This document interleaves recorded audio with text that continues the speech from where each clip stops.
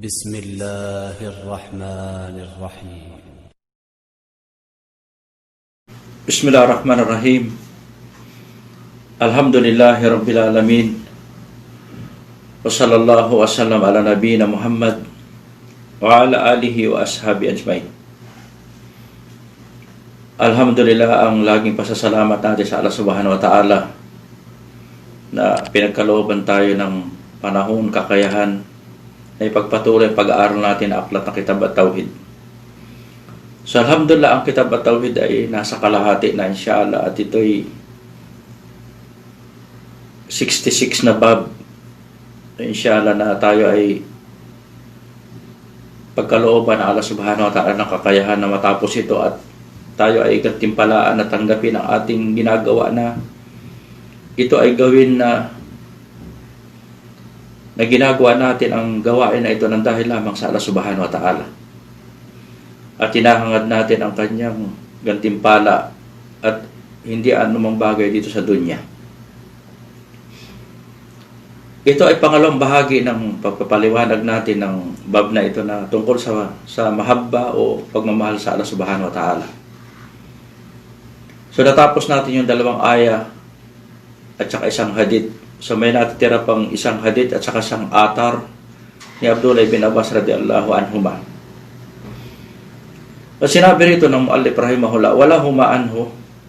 Wala huma, ang tinutukoy dito lahuma sa terminology ng mustala ng hadith na ginagamit ng mga ulama. Ito ay Bukhari at saka Muslim. Anhu, mapapansin natin sa mga aklat na mga akida, ng mga fiqh at saka ng koleksyon ng hadith, na kapag ang rawi o narrator ng hadith ay nanauna ay ang kasunod siya pa rin, hindi na binabanggit yung kanyang pangalan. Ginabanggit anhu, siya.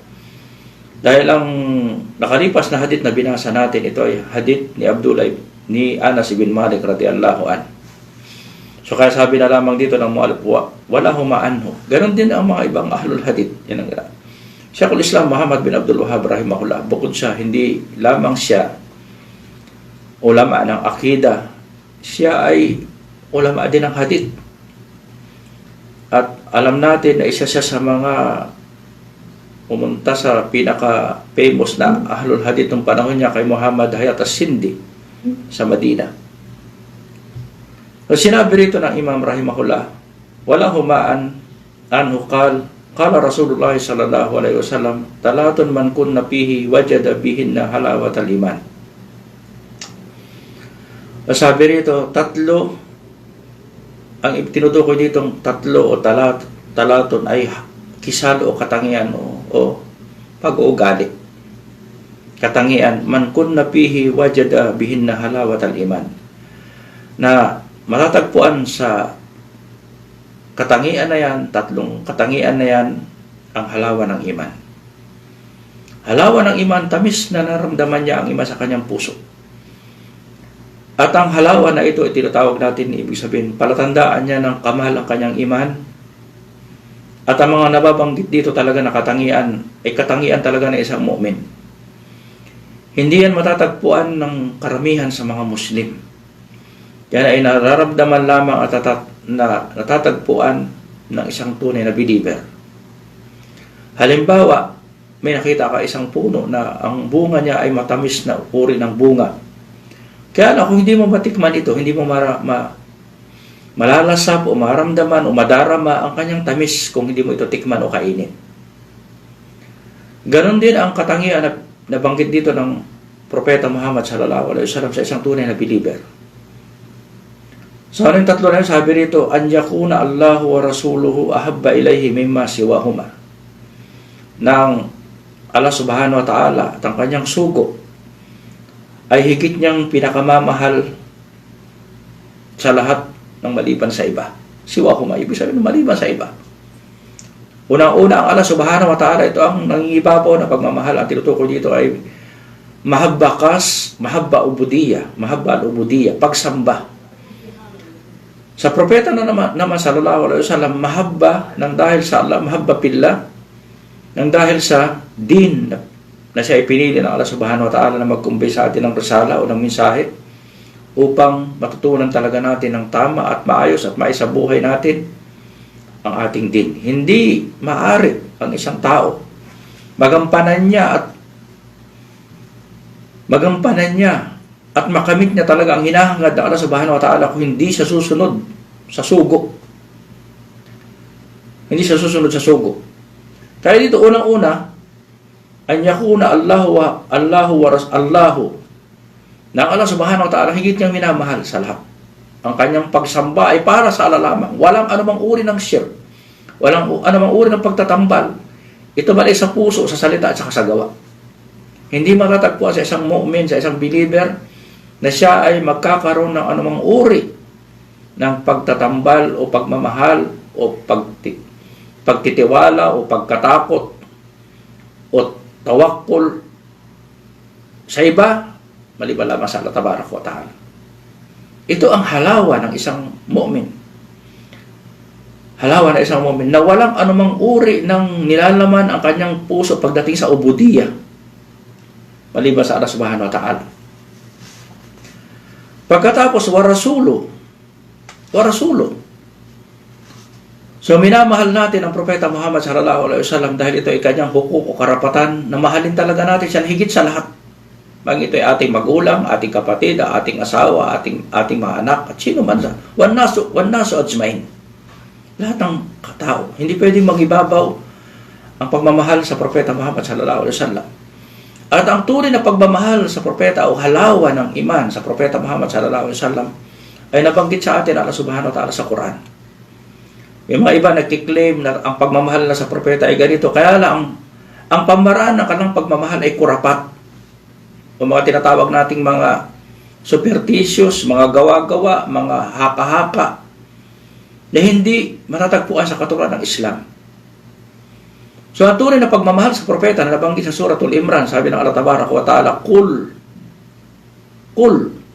in kuntum tuhibbuna Allah fattabi'uni. Ang tunay na palatandaan ng pagmamahal sa Rasul sallallahu alaihi wasallam ay ang ittiba, mutaba, pagsunod sa lahat ng kanyang pinag-uutos at pag-iwas sa lahat ng kanyang at hindi maaring ito ay palitan natin o mangibabaw sa atin ang hukom ng sino man sa mga maklukat maliban sa Rasul sallallahu alaihi wasallam. Halimbawa, may mga Muslim ngayon, kukuha ng advisor, kafir. Magtatanong tungkol sa umur ng kanilang hayat dito sa dunya, sa kafir. Halimbawa, si Tulpo. Paano tayo pupunta kay Tulpo, ang isang Muslim na walang kaalam-alam sa umur ng ating din? Unang-una sa umur ng ating akida, umur ng ating sharia. Ano ba ang paniniwala natin sa Allah tabaraka wa ta'ala? Ano ba ang ating paniniwala sa Propeta Muhammad sallallahu alaihi wasallam? Tapos kukonsulta sa isang kafir. Yan ay isang dalal na tao. Kung ang tao na yan nagkiklaim na siya may iman, so kailangan makamit niya ang halawa ng iman kapag lahat ng anumang uri ng bagay sa kanyang buhay, wala siyang pupuntahan maliban sa Allah tabaraka wa ta'ala at sa Rasul sallallahu alaihi wasallam.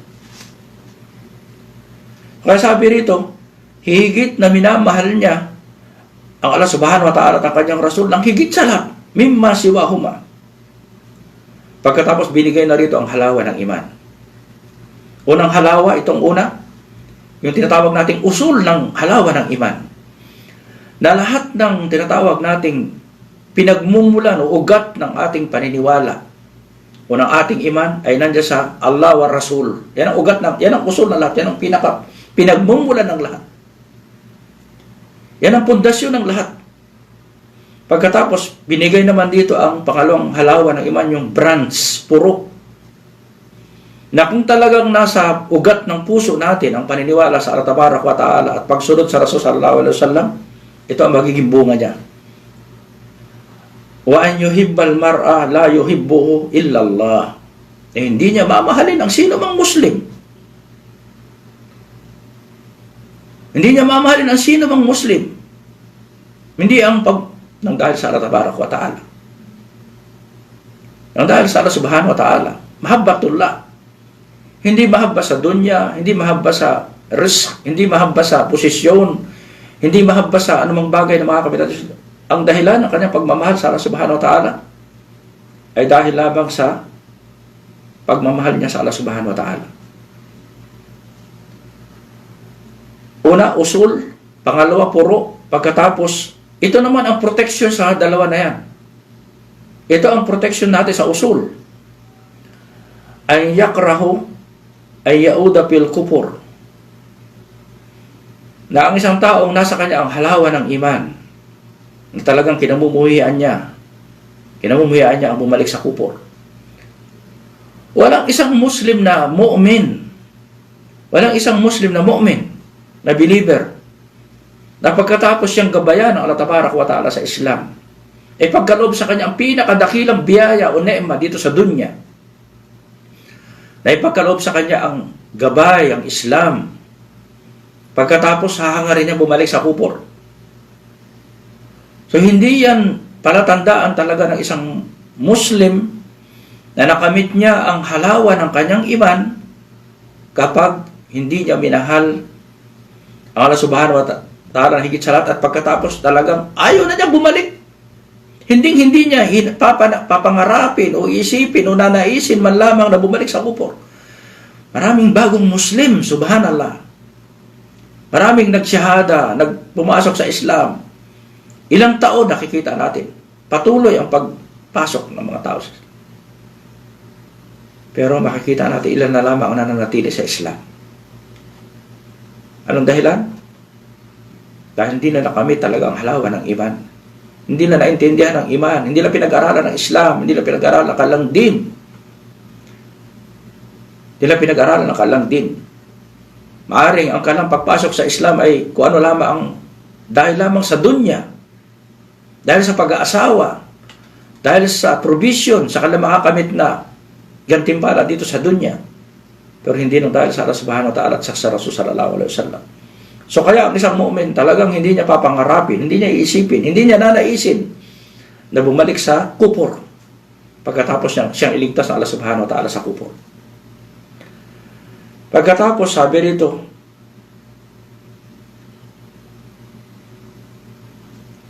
an yauda pil kupor ba'da id anqadahu Allahu minhu, pagkatapos siyang iligtas o alisin o sagipin ng Allah subhanahu wa ta'ala magmula sa kupor. Subhanallah. Bibihira sa atin ang pinipili. Bibihira sa atin ang binubuksan, ipinagkakaloob ng Allah hidayah at tawfik sa kanyang puso. Pagkatapos hindi pa ito bibigyan talaga ng kahalagahan na ito talaga ay mahalin. Bigyan ng talagang pahalaga ang pinagkaloob sa kanyang biyaya, ang Islam. Kama yakrahu an yukda pa pinar. Kung ang isang tao na talagang ayaw bumalik sa kupor, ano dahilan? Ayaw niya mapunta sa impyerno. Ayaw niya itapon siya sa impyernong apoy. Yan talagang ayaw niyang mapunta sa ang gusto niya dyan na. Ang gusto ng isang taong nasa kanya ang halawa ng iman, ayaw niyang mapunta sa impyerno. So yan ang tinatawag nating halawa ng iman, na para kang kumain ng isang prutas o matamis na talagang nalasahan mo siya, natikman mo siya, siya ay naramdaman mo. At yan ay nararamdaman lamang ng kukunti o ilan sa mga, hindi na lahat ng mga believer. Maaaring may tao na siya ay nakamit niya ang iman, kaya lang hindi talaga niya naranasan o naramdaman sa kanyang puso ang halawa ng iman. Na higit niyang minamahal ang Allah subhanahu wa ta'ala at ang kanyang Rasul na higit sa lahat. At minamahal niya ang kapatid na niyang Muslim ng dahil lamang sa Allah subhanahu wa ta'ala, hindi sa dunya. At talagang kinamumuhian niya ang kupor, balik sa kupor, at kinamumuhian niya ang mapunta sa impyerno apoy. Panghuling atar na binigay sa atin ng muallif rahimahullah. Ito ay atar ni Abdullah ibn Abbas radhiyallahu anhu. Comment ni Abdullah ibn Abbas sa mga tungkol sa at tinatawag nating mahabba. Wan ibn Abbas radhiyallahu anhu maqal, man ahabba fillah wa abgada fillah wa wala fillah wa ada fillah fa innama tunalu walayatullah wala yatulla bidalik. Walan yajidu abdun ta'mal iman wa in katurat salatuhu wa sawmuhu hatta yakuna kadalik. Wa qad sarat ammatumu muwaqati nas ala amri dunya wa dalika la yujdi ala ahli syai'a. Nasabi rito sa hadith atar ni Abdullah ibn Abbas, kung sino man ang mahalin niya, siya ay magmahal ng dahil sa Allah subhanahu wa ta'ala. Mahabba pillah o man ahabba pillah. Kung sino man ang magmahal ng dahil kay Allah subhanahu wa ta'ala. Una, ito ang una-una. Na ang palatandaan ng iman, ang isang tao may iman, minamahal niya ang lahat ng dahil sa Allah subhanahu wa ta'ala. Nangingiba po talaga sa kanyang pagmamahal. Katulad na ipaliwanag natin na dalawang ayat. Ang isang tunay na believer, ang kanyang pagmamahal sa Allah subhanahu wa ta'ala ay kalis pagkatapos minamahal niya ang sino man, lalo-lalo na mga believer ng dahil sa Allah subhanahu wa ta'ala. Pangalawa, hindi sapat na ang isang tao katulad hindi mga Muslim, nasa kanilang tinatawag ng puro lamang pagmamahal. Kailangan ng pagkamuhi. Mahalin natin ang kabutihan. Mahalin natin ang Islam, ang kabutihan, pero kamuhian natin ang kasamaan. Wa abgada pillah, na siya ay namumuhi sa akupor, sa shirk, sa gawaing kasamaan, sa mga Muslim na gumagawa ng kasamaan, sa mga munapikun. Na kinamumuhian niya ang anumang uri na mukhala pa sa teaching ng Islam. Wawala pillah. Pangatlo, wawala pillah. Sabi rito ni Abdullah ibn Abbas. Na sino man na ang kanyang mahabba, dahil dito ay yung tinatawag nating pagsuporta, pagtulong, pagmamahal, pagbibigay, at paggalang sa mga Muslim, anumang kailangan ng mga Muslim, siya ay alay ng Muslim, siya ay supporter, siya ay katulong, siya ay nasa likuran kasama lagi ng isang Muslim. Hindi siya bibitaw, hindi siya hiwalay, lalo-lalo kapag ang Muslim na yun ay tama, nasa tama. Hindi siya bibitaw kahit anong mangyari. Hindi niya pagpapalit ang Muslim sa sino man. Hindi pagpapalit ang isang Muslim. Yan ang tinatawag nating tunay na wali ng Allah subhanahu wa ta'ala. Hindi yung wali na unang-una wali, kurap ang kanyang akida. Na siya ay naniniwala sa shirk, sa mga superstitious, sa mga karamat al-awliya na hindi naman tunay na awliya ng Allah subhanahu wa ta'ala. Ang ibig sabihin dito ng alay o taong sinusuportahan, mahal ng Allah subhanahu, tinutulungan ng Allah, pinagkakaloob ng Allah ang kanyang pangalaga at suporta, ay yung tunay na wali ng Allah subhanahu wa ta'ala. May mga sinasabi ng awliya na nagtuturo ng pumunta ka sa jinn, nagtuturo na tumawag ka sa isang tao na wala sa harapan mo para matutulungan ka raw ng tao na yan, isang patay na tao, o jinn, o sino bang nilikha na walang kakayahan ay pagkaloob sa iyo ang kanyang tulong. Hindi yan ang wali ng Allah subhanahu wa ta'ala. Naniniwala sa mga magic, sa mga superstitious, maniniwala sa mga mangkukulam, o ano mga tinatawag natin mga pamahiin at mga himala na hindi naman katotohanan na ginagawa ng isang tao. Nasabi na Allah subhanahu wa ta'ala, kung sino ang awliya ng Allah subhanahu wa ta'ala, makikita natin sa Quran, hindi yung mga kurapat, mga kwentong walang katotohanan at katulad ng gawain ng hindi mga Muslim na tumutulay daw sa tali, naglalakad sa apoy, kumakain ng espada, ang mga na siya raw ay tinutulungan ng isang patay sa libingan. Hindi yan ang wali ng Allah subhanahu wa ta'ala. Nabanggit ng Allah subhanahu wa ta'ala sa Surah Yunus, kung sino ang wali. Sabi ng Allah subhanahu wa ta'ala, Ala inna awliya Allahi, katotohanan kung sino ang awliya ng Allah, sino? La khawfun alayhim wala hum yahzanun. Ang tunay na wali o awliya ng Allah subhanahu wa ta'ala, yung taong wala talagang pagkatakot sa sino man, maliban sa Allah subhanahu wa ta'ala. Hindi siya natatakot kanino man. Hindi siya nag-aalala kahit kanino man. So isang Muslim na tunay na nakahawak sa teaching ng Allah subhanahu wa ta'ala at sumusunod sa sunnah ng Propeta Muhammad sallallahu alaihi wasallam, walang anumang uri ng superstitious sa kanyang akida, walang anumang uri ng bid'a sa kanyang din, so wala siyang pangamba sa anumang darating sa kanya sa paghinaharap. Wala kaupon alayhim. Halimbawa, sabihin natin ngayon yung mga mga ano na yan, yung terrorism na bill na yan, na maraming mga Muslim walang ginawa, kundi pag-usapan yan ba?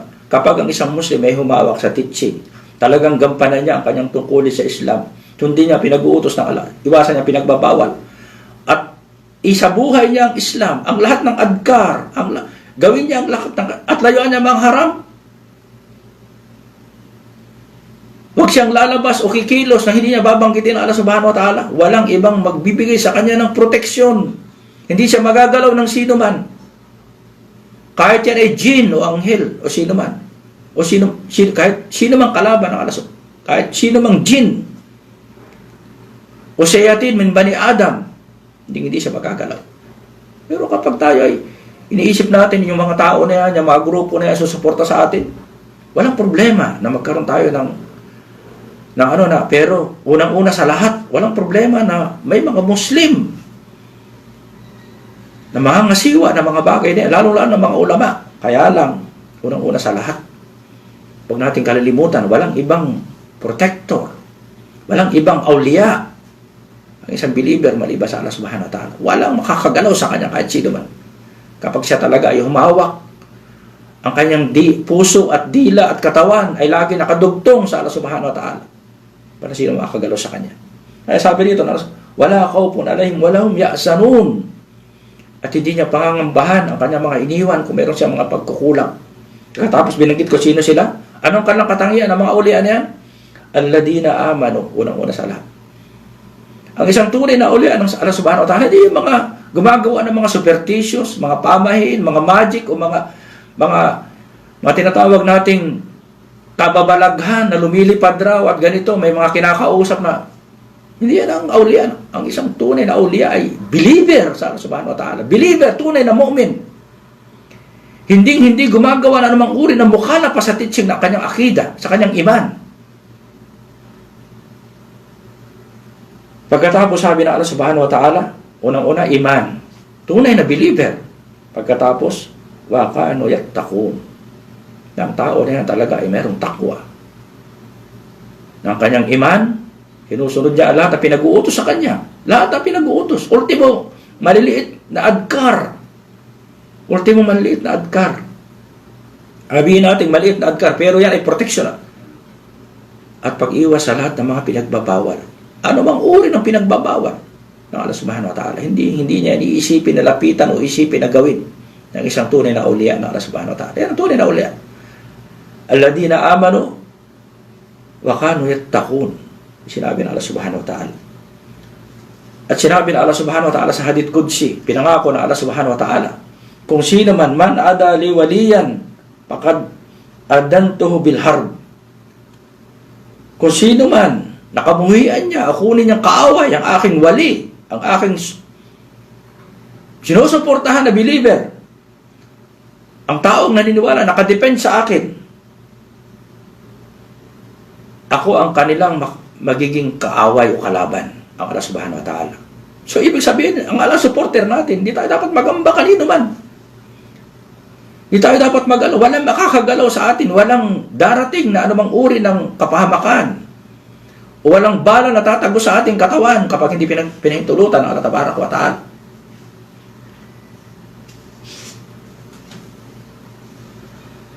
Wawala pillah, wa'ada pillah.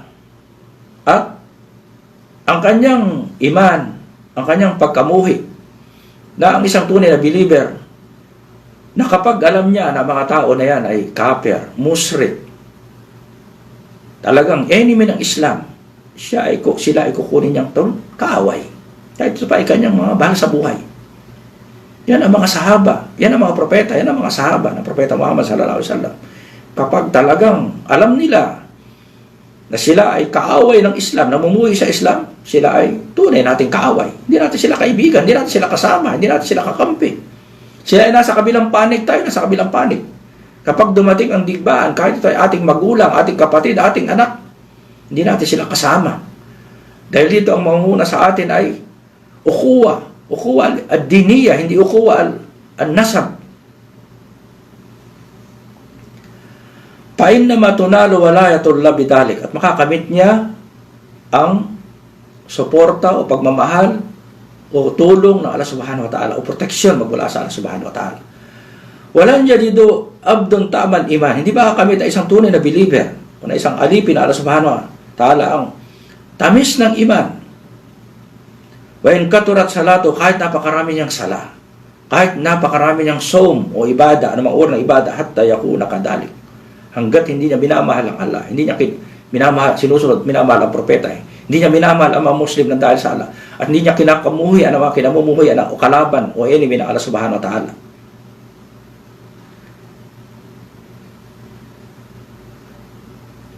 Pagkatapos sabi ni Abdullah ibn Abbas, waqad sarat ammatu muwaqati nas ala amril dunya. So karamihan sa mga tao na ang kanilang relasyon o brotherhood, o iba tawag na dyan fraternity, mukawa, ay ibig sabihin ng mukawa ay relasyon sa isa't isa. Walang ibang dahilan kundi sa dunya.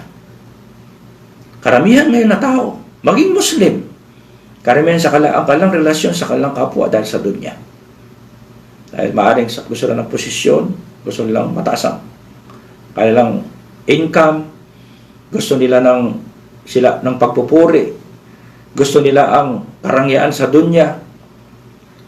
Walang anumang uri ng kapangyarihan o isa, o walang anumang uri ng suporta o proteksyon o biyaya o tagumpay maliban sa Allah subhanahu wa ta'ala, maliban sa Allah tabaraka wa ta'ala. So ano yung mga fraternity na yan, mga brotherhood na yan, lalo na tinatawag na fraternity, yan ay ang founder ng mga bagay na yan ay mga kupar.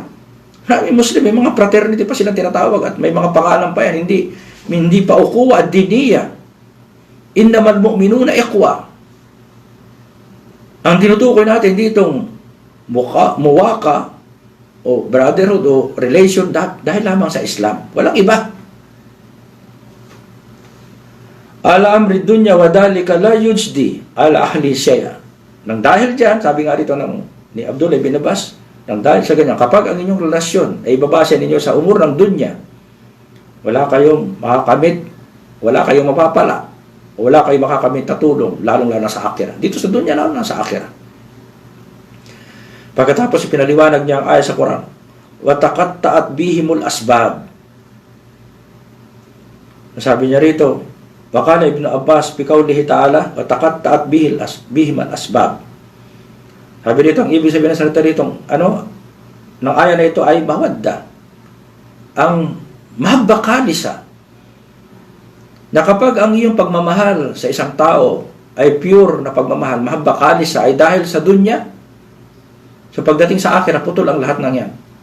At kayo ay magtuturingan na kayo ay magkaaway. Hindi kayo magkapatid, hindi kayo magkasama, hindi kayo magkapraternity, hindi kayo brotherhood. Dahil ang mananatili lamang na tinatawag nating relasyon sa akhirah ay ukuwa diniya, yun natatanggapin ng Allah subhanahu wa ta'ala. Na kapag kayo ay nagtulungan, nagmahala, nagtulungan kayo sa isa't isa, nang dahil sa din, nang dahil sa Islam, so yun ang makikita ninyo na magbibigay sa inyo ng pakinabang sa kabilang buhay. So ang lahat ng anumang uri ng bagay dito sa dunya, walang maitutulong sa atin. Hindi masama na tayo maging makatarungan, maging mabuti, maging mabait, pero huwag nating kalilimutan na ang relasyon na dapat natin panatiliin sa ating puso ay dahil sa din ng Allah tabaraka wa ta'ala. Din na pinagkaloob sa atin. Din na ne'ma ng Allah subhanahu wa ta'ala na hindi pinagkaloob sa ibang nilikha. Maliban sa mga Muslim na naghahangad talaga ng katotohanan.